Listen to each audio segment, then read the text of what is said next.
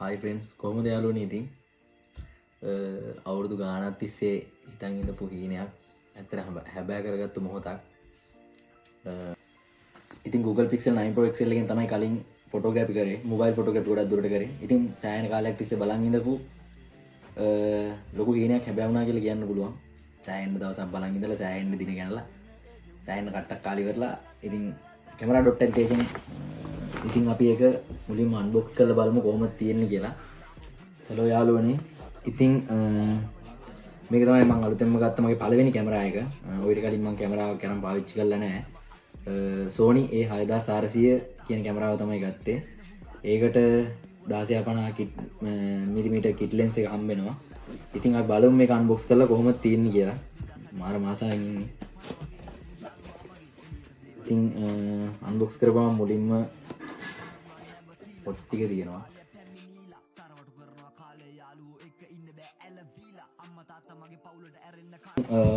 මේ කැමරාත් එක්ක බොක්ස් එකේ ලැබෙනවා AC ඇඩැප්ටර්. ඒ කියන්නේ අපිට charge කරගන්න පුළුවන් ඇඩැප්ටර් එක හම්බ වෙනවා. එතකොට USB කේබල් එකක් හම්බ වෙනවා අපිට මේ කැමරාවත් එක්ක. ඒ වගේම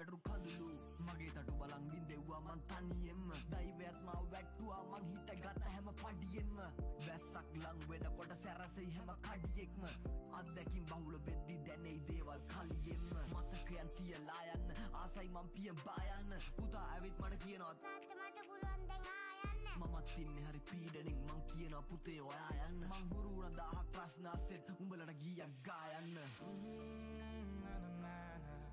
සිතුවිලිත් එක හිත රංගපාන ආයෙත් ඒ කාලෙන් දෙවල් අරන් හදින්න ඒ ගිුණ ඒ ජීවිතේ මං අත්හැරලා දාන දේවල් වචන වලින් ලියනු බෑ ඉරුවතේ වචන නම් කියනු බෑ සාරි සාරයි හිත තනියෙම රෑ අතර මං මුතායේ තනි තින්න